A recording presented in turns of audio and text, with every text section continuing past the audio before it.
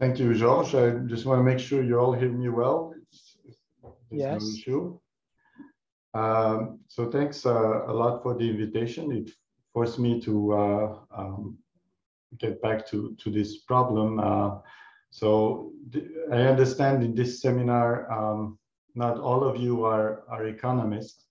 So I want to tell you quickly about what the problem is and what some economists have been working on for several decades.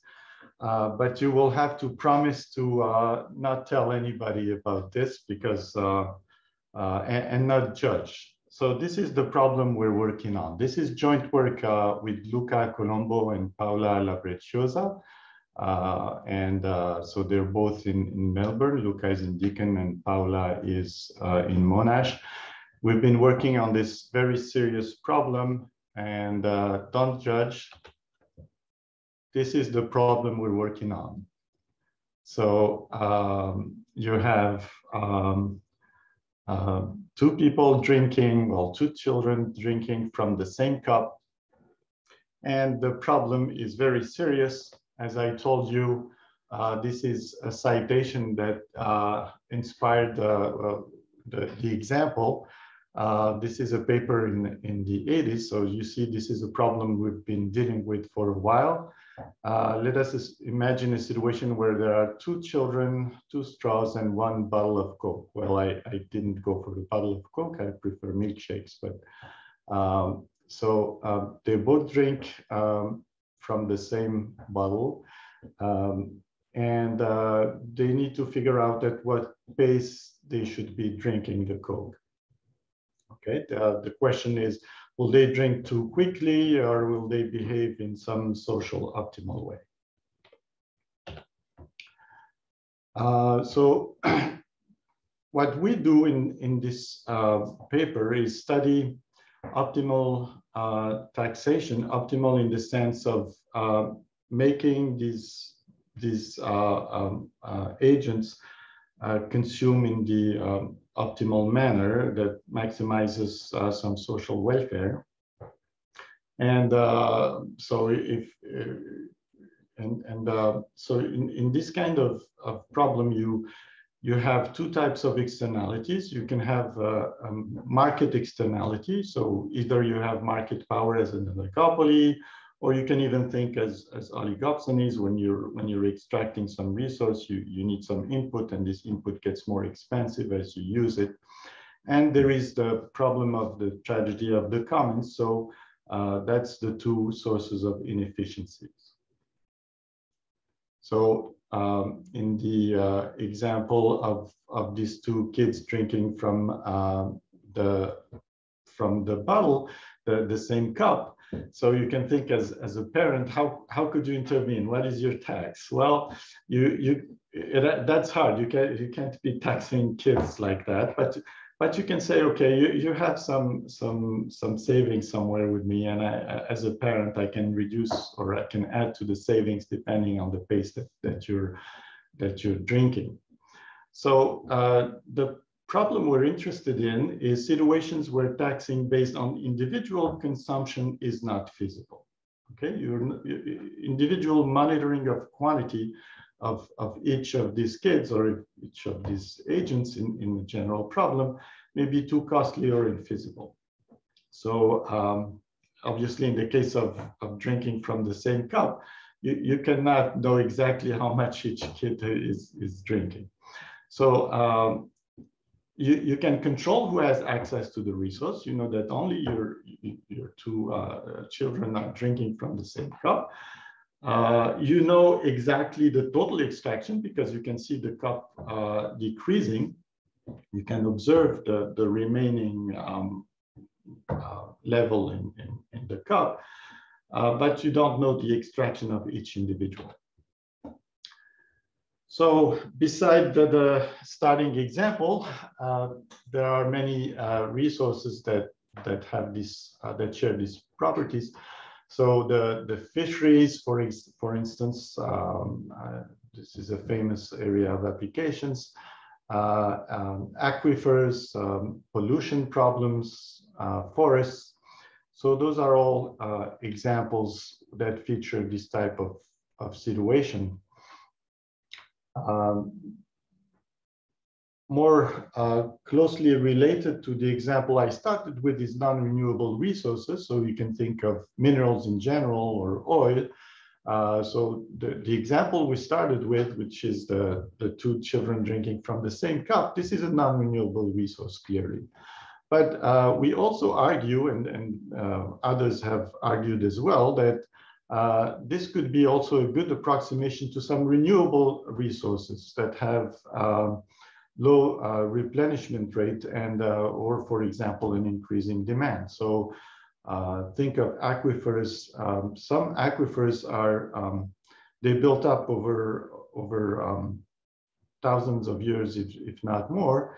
And so the replenishment is extremely slow. And as far as we're concerned, they're not renewable. In some sense, everything is renewable at some point. Oil is renewable after waiting some millions of years, but we're considering a shorter time horizon. You can also think of pollution budgets. So think of, say, we're going to say, okay, these polluting firms will, you have this amount of pollution that you can pollute over time, and that's it. We often think of pollution budget these days in terms of CO2, for instance. So think of that. And this budget is clearly, well, if you believe it, if you have a commitment that it's a binding budget, it's not going to be renegotiated, then it becomes a non-renewable problem, non-renewable resource problem. So there's a large literature on inducing efficiency through taxation. I will not go through everything. There's a survey that covers a lot. So that's the survey by Stefan and Guillaume and George. But after this survey, there's some work done. So for instance, Costioris et al., they extend this line of work to the case of the shallow lake problem, where we have some nonlinear evolution of the dynamics of pollution in the lake. There's also Guiomar and Santiago recently, where they examined the role of, for instance, in this paper here, they examined the role of how you model the intervention of the regulator. Is he going to announce a rule at the outset, just at the beginning of the game, or will the regulator just at each moment be some sort of a leader? Our work is more related to this second stream. So Bergstrom and mostly Karp, they explicitly consider the non-renewable resource case. Okay, so Bergstrom et al., they consider the case of a monopoly, and Karp considers the case of an oligopoly, and this is what we're interested in. The main feature of all this literature is that they consider a unit tax on output. So taxation or efficiency is achieved, or try to achieve it by having some tax that is just linear in output. And Karp focuses on the case of constant marginal cost. What we do here is we examine the tax that does not require information on the individual player's output. So in order to implement Karp's tax, for instance, you need to have the output of the firm in order to give the tax bill. Here, we will not get into that. We will not require information on individual players' output. However, we will allow the tax to depend on the stock. So the stock is something you can figure out either through observation, or you can also figure out total output through observation of the price. If you know the demand, then if you know the price, you know total output. And if you know total output and can solve a simple differential equation, you can get the level of the stock. Another feature is that we will derive a tax in a quite general setup, and then examine some features of this tax. In particular, instead of having only constant marginal cost, we will allow for stock-dependent marginal cost as well. So we will cover both. So what's the intuitive policy when you face these two sources of inefficiencies, right? Remember, we will consider market power, which results typically in underproduction compared to a first best, and we will also consider absence of property rights, which results in overproduction compared to the first best. So it can be the comparison between the two benchmarks can go either way. And the general intuition is that if the industry is producing too much compared to what we like, we need to tax it. So this tax should be positive. And if it produces too little, then we should subsidize it. And this tax should be negative. Okay. This intuitive policy has been confirmed in case of a per unit tax by CARB. What we show is that the optimal tax can be positive despite having underproduction, and it can be also negative despite having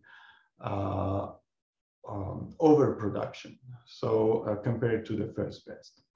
And another intuition is that you can expect the tax to be increasing in the stock, in the sense that if the stock becomes very large, then the tragedy of the commons should not play a major role. So then we should move more towards a subsidy, something negative. So one would expect the optimal tax to have some decreasing feature, and here we show that the optimal tax can be an increasing function of the stock. The main lessons is that, well, it teaches us that we can do something even if we don't observe outputs, individual outputs, but we observe global output. But we cannot rely on simple intuition to design incentives. We have to be more careful. So in particular, if we're just focusing on the sign of the incentive, you have to be careful whether you're using a stick or a carrot. You have to be careful with that. So these are some of the specific cases that we will highlight. The tax can be everywhere positive, yet we have underproduction. It can be everywhere negative, yet we have overproduction. Everywhere, that means for all stock levels. And the tax is negative everywhere, and another case where the tax can be increasing in the stock. So this is the model. It's a continuous time model. We have n larger or equal to 2 identical firms. X of t is the stock of the non-renewable resource. Qi of t is the extraction of firm I. Firm I harvesting entails a cost, and the marginal cost is, it can be stock dependent. Typically, it's non-increasing in the stock, so you have an externality from extraction that renders it, the extraction more costly. The dynamics of the resource is very simple. It's x dot equal minus q, where capital Q is the sum of all firms' extraction. So the government cannot impose a restriction on individual Q. So you cannot impose a quota because you don't observe, you cannot monitor the extraction of individual firms. However, at each time T, a firm I has to pay a tax Ti. And in general, Ti can be a function of T, X, and Qi, but here we will not allow for that. So for instance, in some previous work I've done with Long and also CARB, they take a tax bill to be something of this form, right? So we're in that line of work, people are looking for this function tau of X, knowing that this capital T depends on this.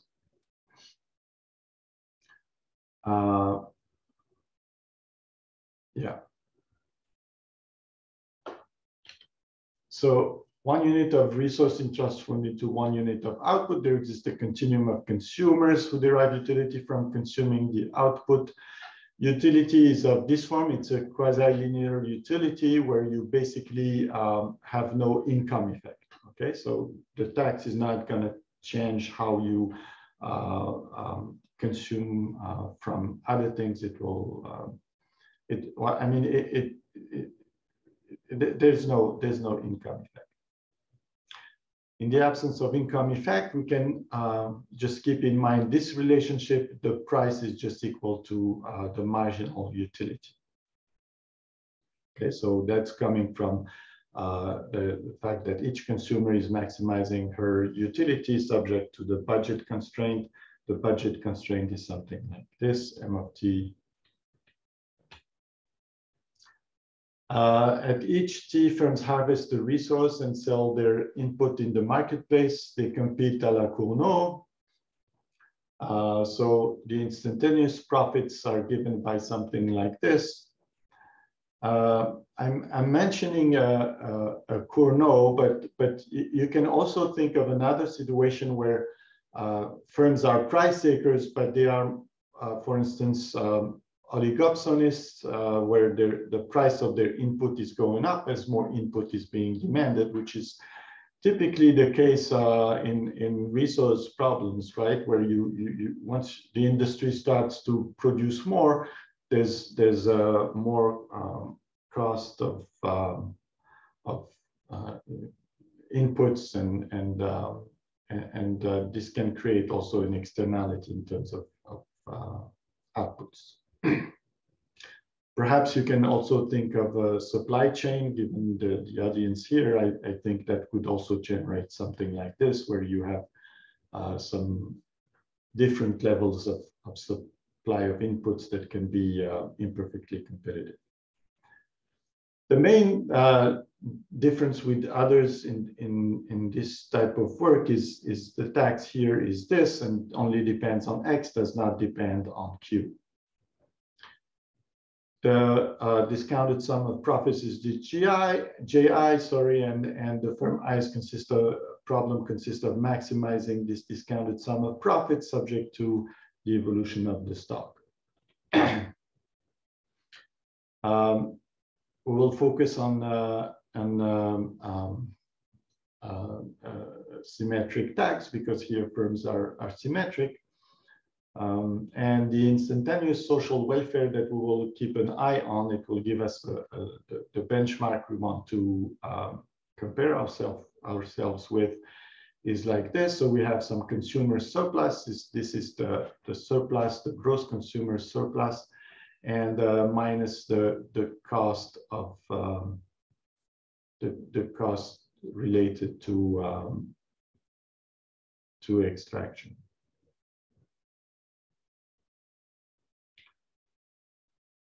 So under laissez-faire, so if capital T is 0, social optimum is different from the non-cooperative outcome, and C is for non-cooperative outcome.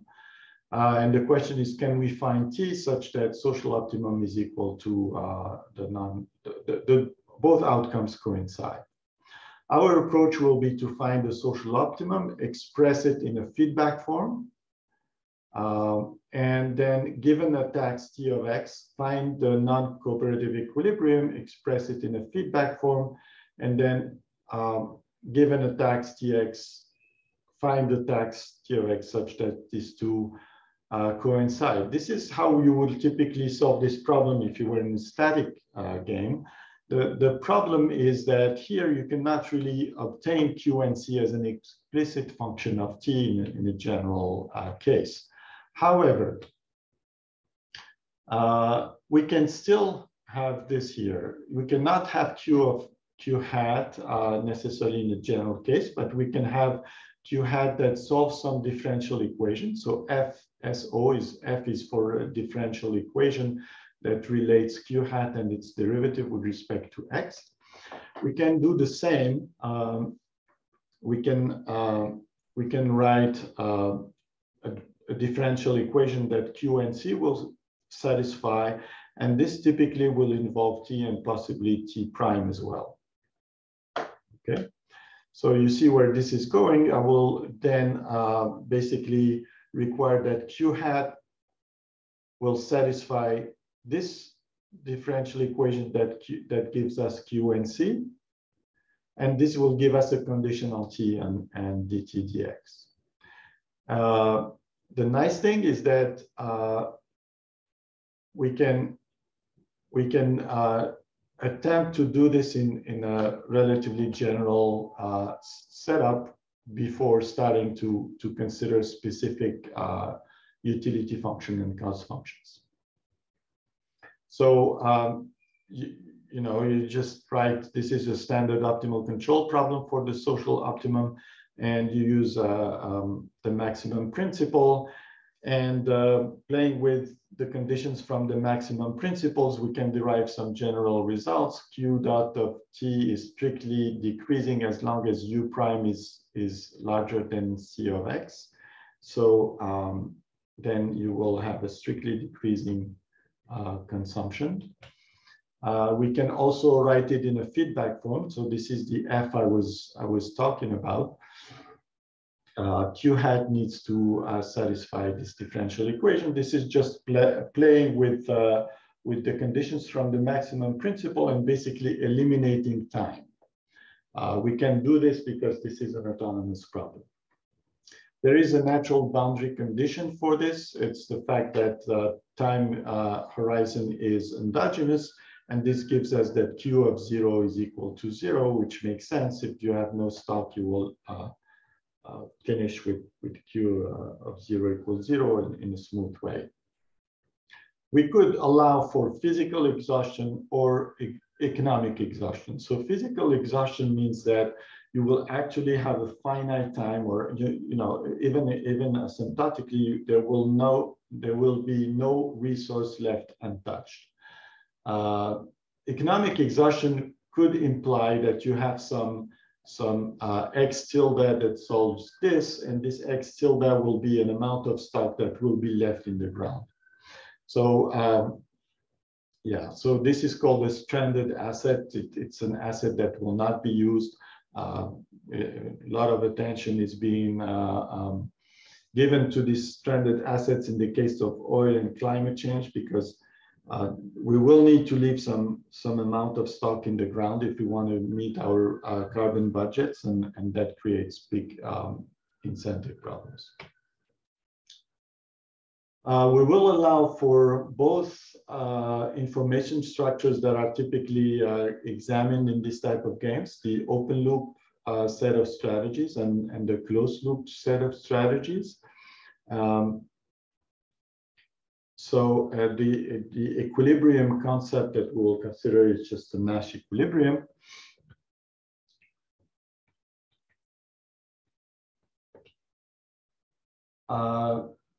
Here, I just go over this quickly. There's nothing fantastic about this. The only reason why I'm going through this is show you how we are handling both the open loop and closed loop within the same steps. And instead of usually going through a dynamic programming approach to characterize the closed loop equilibrium, here we choose to follow this optimal control approach. That allows us to see exactly where the closed loop is playing. So this is the Hamiltonian of firm I, and firm I takes the extraction of everybody else. It takes the extraction strategy of everybody else is given. It might be a time-dependent strategy or stock-dependent strategy. For an interior equilibrium, we have this from the maximum principle. The difference between closed loop and open loop will come here. So lambda is the co-state variable associated with the stock. So the tax is basically playing on this lambda, and closed loop versus open loop is playing here. So kappa is just a parameter that is set to 0 if you want the open loop, because in the open loop, these terms here are basically 0. We take the strategy of the others as just time dependent and not stock dependent. So these terms are 0. But if the strategies of the others that I take is given as stock dependent, then I need to take into account this term here. So kappa is 0 if you want the open loop, and kappa is 1 if you want the closed loop. All right.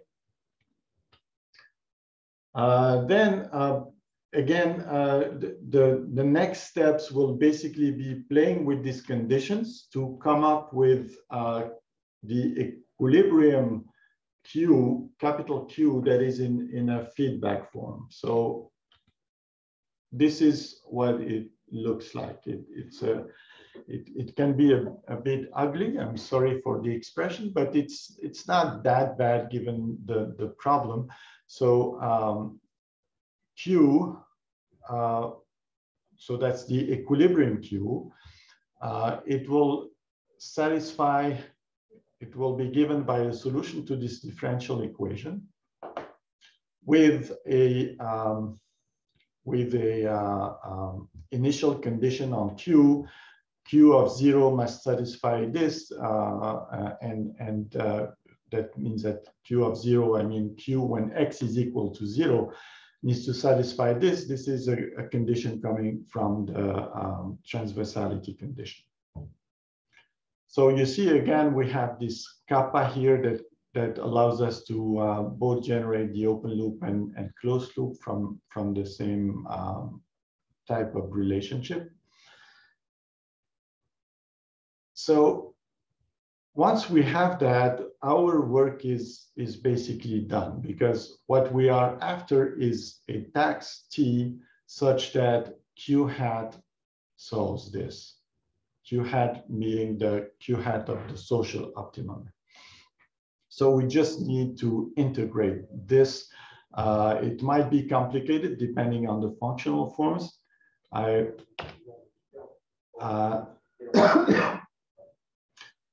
We do it in the general case, and then we try to extract some information from the general case, and then we move to more specific cases. Sorry, more specific cases to extract even more insights, at least regarding the intuition that we started with.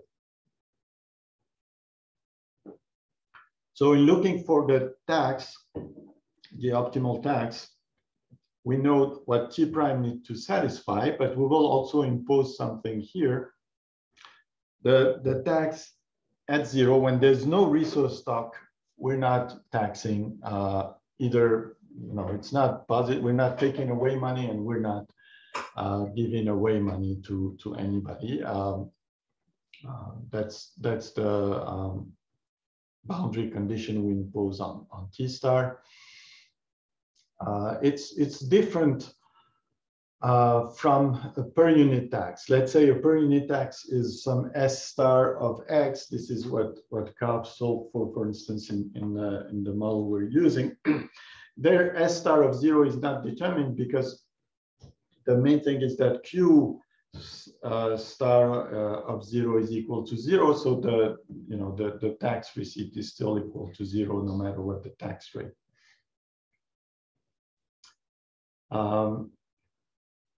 All right.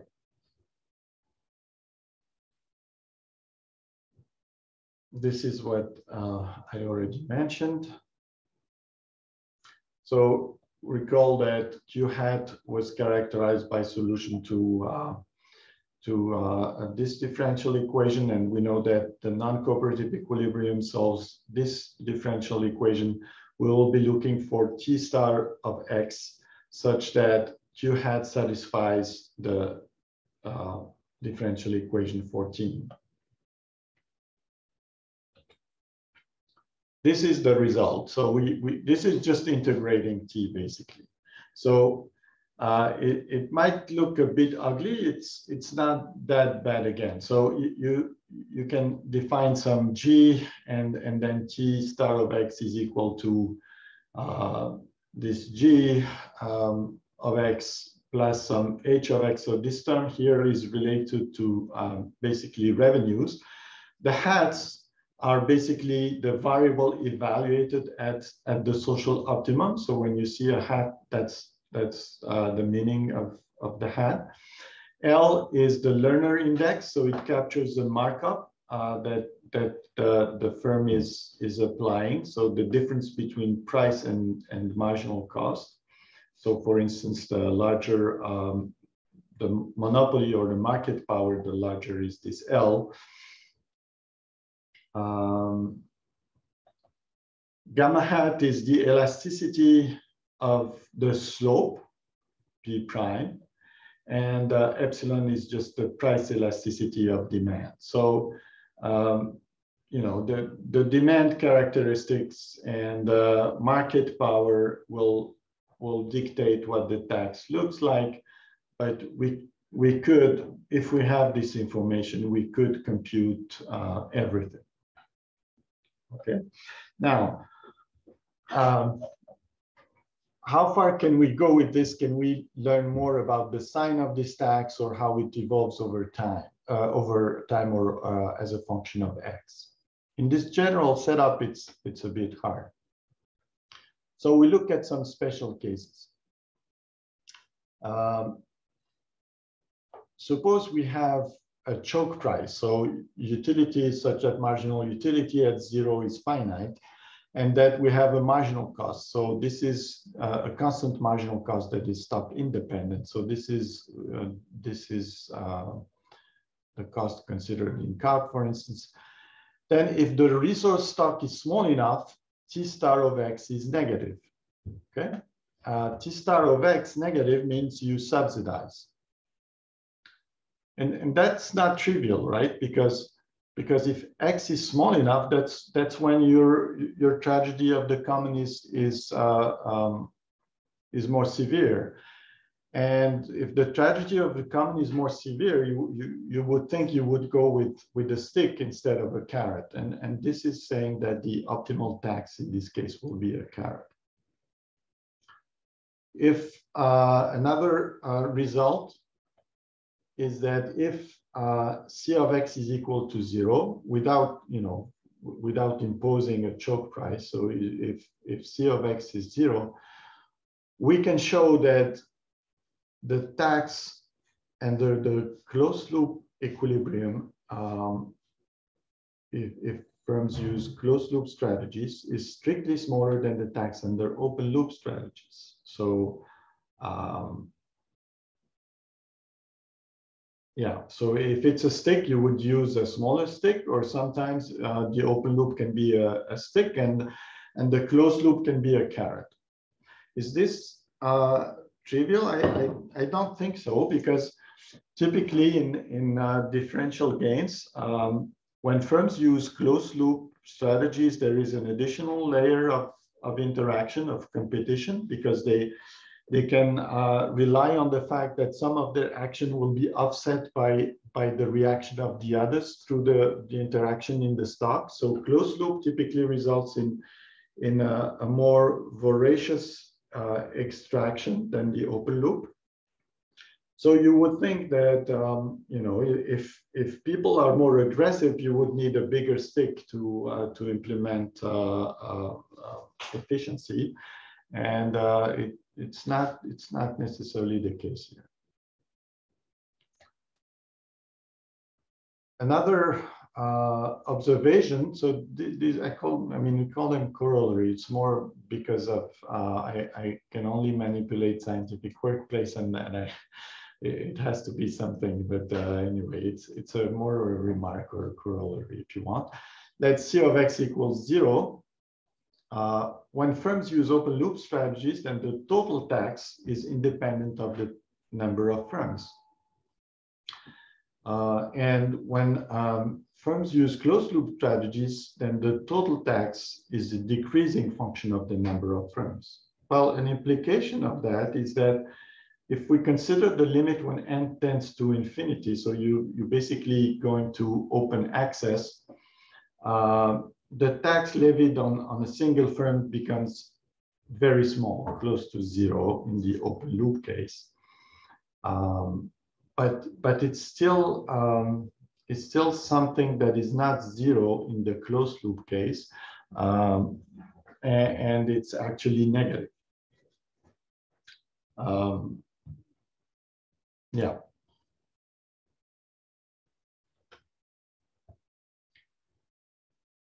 We will want to examine in more details this rule of thumbs that I mentioned earlier. I call them rule of thumb R1 and R2. So R1 says basically you use a carrot if the resource stock is large. That's because the tragedy of the common is less severe if the stock is abundant. You're only dealing with market power, and for market power, you need to give away some money in order for firms to produce more. So you want a carrot when the resource is large, and you want a stick when the resource is small. And here, rule of thumb 2 says that your tax should be a decreasing function of the resource.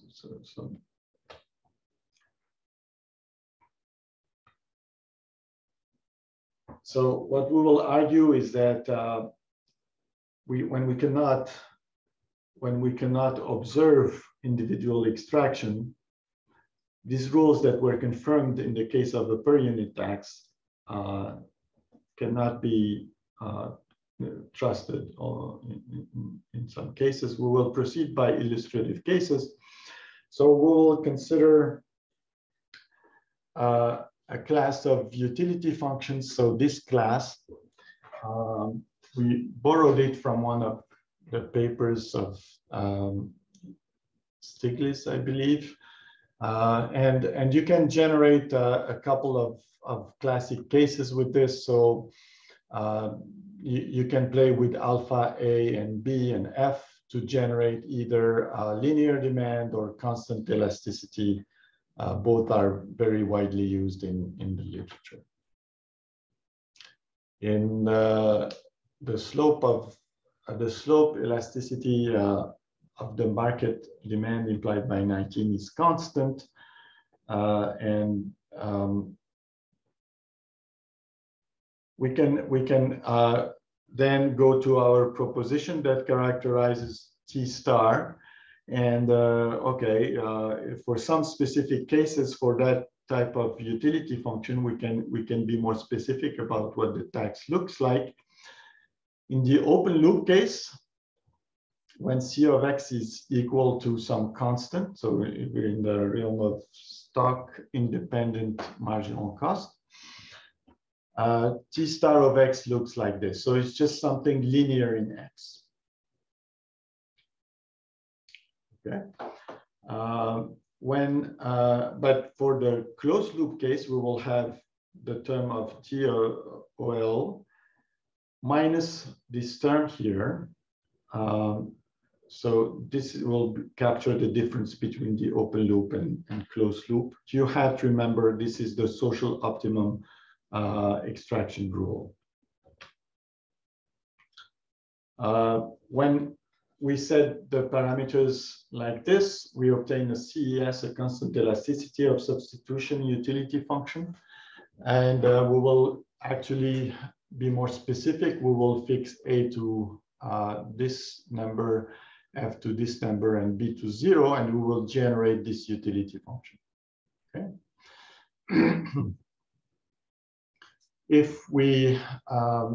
If we use A negative, B positive, and we set alpha to 2, then we generate a quadratic utility function resulting in a linear downward sloping demand curve.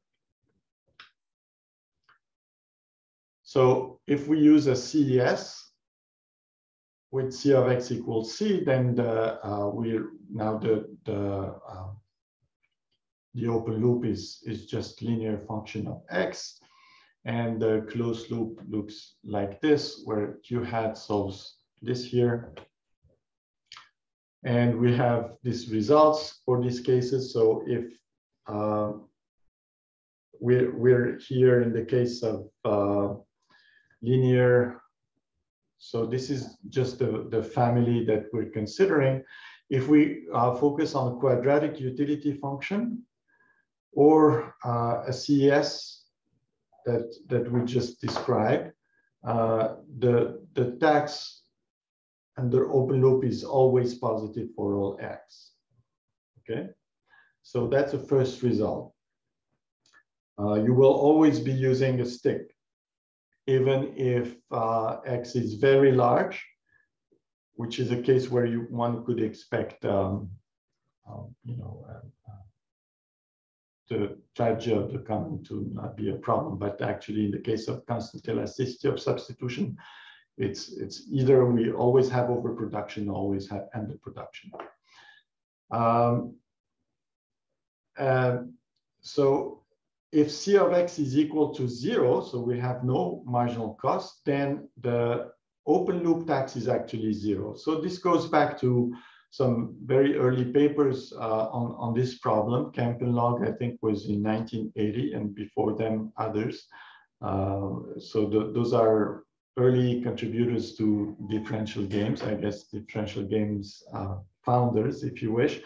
And they showed that the open loop tax should be 0. Why? Because this is a special case where the equilibrium outcome coincides with the social optimum. Actually, it's one of the results that prompted the paper I mentioned at the beginning that was mentioning the two children drinking from the same Coke. And by the same token, we can show that TCL, so the tax under closed loop, is always negative for all x.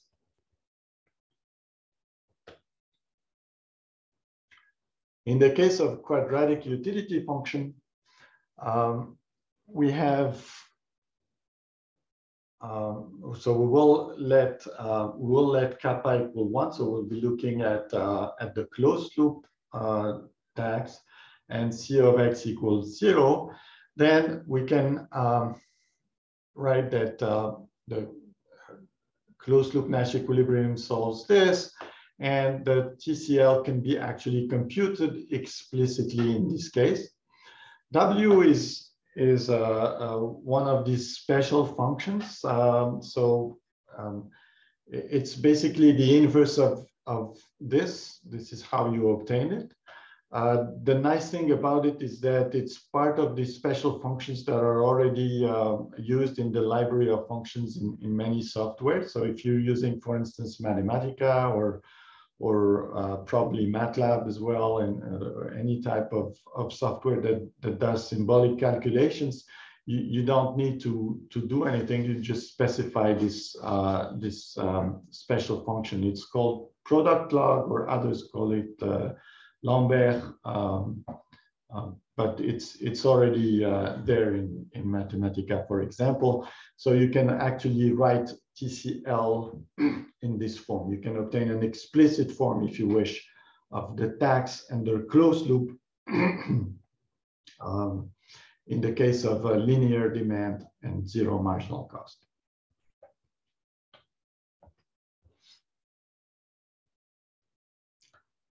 With this, we can say this, there will be an X bar. So first, let me comment about the X upper bar. What is X upper bar? There will be some X upper bar at which profit is basically equal to 0. If we go further, the tax is too high, and the tax can no longer implement the first best, because if it's too high, then firms will simply prefer not to produce anything. So there is an X bar, and I will actually, here's the X bar. We can actually compute it. It's given here. There is an X bar such that there is an X lower bar where we have underproduction. We have, sorry, overproduction if X is small enough, and underproduction if X is big enough, which is what one expects, right? If you have X that is large enough, then it's the oligopoly effect that is more powerful, and therefore we have underproduction compared to what we would like. Now we combine this here, so this is giving us the sign of Q minus Q hat. The next proposition is giving us the sign of TCL and TOL for this case. We have established that TOL is positive everywhere. So that means it will be positive even when we will be taxing, even when we have underproduction, even when X is smaller than X bar. And we can show that TCL of X is strictly negative for all X in 0 X bar. So you're basically subsidizing everywhere.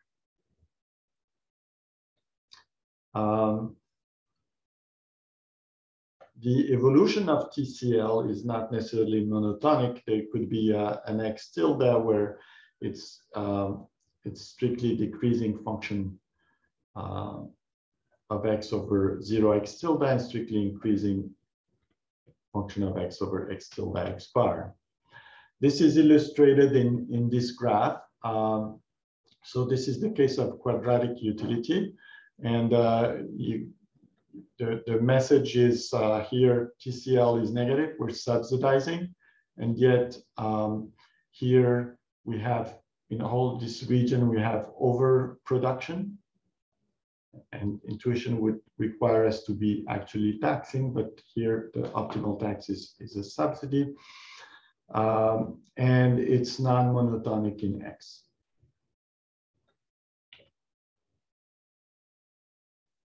So this is in contrast with what we expected. There's another issue with the per unit tax is that CARP was not able to characterize it for the case of n equal 2 or n equal 1, whereas in our case, whether n is equal to 1 or 2, we can still find the per unit tax. Sorry, not the per unit tax, but the efficiency-inducing tax. This is another more specific example for the CES utility function. So it amounts to using P of Q. So this is the inverse demand that results from this specification. And we will be looking at the closed loop tax as well, and C of X will take this form. So if you increase X, the smaller the stock, as the stock decreases, the marginal cost goes up. We can, in this case, obtain the equilibrium explicitly. The equilibrium looks like this, where n is the total number of firms, and big M can be solved. It satisfies some nonlinear equation like this. We can show that there's a unit M hat that solves that condition. And now we compare again Q hat and Q and examine the role of N. The N will actually play a role in this difference. So depending on N hat, we will either have overproduction or underproduction. So if N is smaller than N hat, there exists some N hat such that if N is smaller than N hat, then the laissez-faire, if we don't intervene, the closed loop equilibrium results in underproduction compared to the social optimum. We can also look at the sign of TCL of X as a function of N, and it turns out that it also depends on N, and there is now some N tilde such that TCL of X is larger or equal to 0 for N smaller than N tilde. So if we don't have if we have a small number of players, then the tax should be positive. And when we have a larger number of players, the tax actually is negative. So we're subsidizing when we have more players, and we're taxing when we have fewer players. And it turns out that this threshold n tilde that determines the sign of TCL is exactly the threshold n hat that we had earlier here, where we compared Q hat and Q. So in a graph, I will give you this in a graph. This is what it says. So this is Q hat that, so here we have an n that is smaller than, we have an n such that we have underproduction. Compared to the first best, and yet we have with this n, we have a tax all along. Okay, underproduction for all x, and yet a tax in the closed loop equilibrium that is positive everywhere.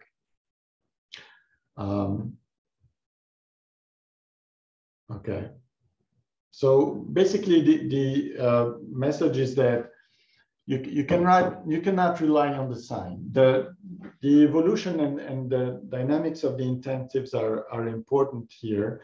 So the intuition behind something like this, how come a tax, something that is positive, induces firms to actually increase their output and reach and move from this line of Q to this line of Q hat? Well, they are being taxed, but we want them to increase their output, and they will increase their output. Why? Because if the output decreases, the rate at which they're taxed is going to decrease, right? And it will keep decreasing until they're not taxed anymore. And that, if it's properly designed, it will make this line exactly coincide with that line. So this is another example where you have again a subsidy, but you have a situation of overproduction. Okay, so overproduction, you want to reduce output, but the optimal, the efficiency-inducing tax is actually negative everywhere. Now, the message is, yes, you cannot rely. Well, there is a positive message. A positive message is that even if you can't observe individual extraction, you can still hope to achieve the first best, which is great. But there is also this warning on, if you want to implement this type of intervention based on some titlement process where you go with rule of thumbs, like we observe more consumption than we want, so let's tax. We observe less extraction than we want, let's give a carrot. That's not the way to go. It does also give some positive message in terms of policy making.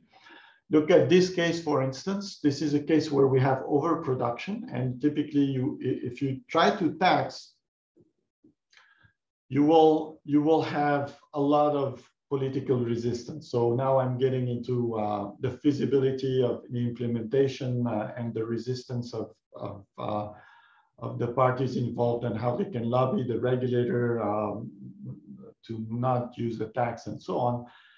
This here, the industry will welcome this regulation with open arms, right? Because yes, there is a problem of overproduction, and the intervention is actually giving some carrots. The carrot is big at the beginning if the X is large, but it becomes smaller and smaller as the stock is reduced.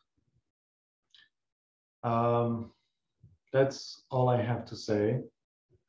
I mean, some extensions could be considering asymmetric firms or combining per unit tax and the lump sum tax. Thank you.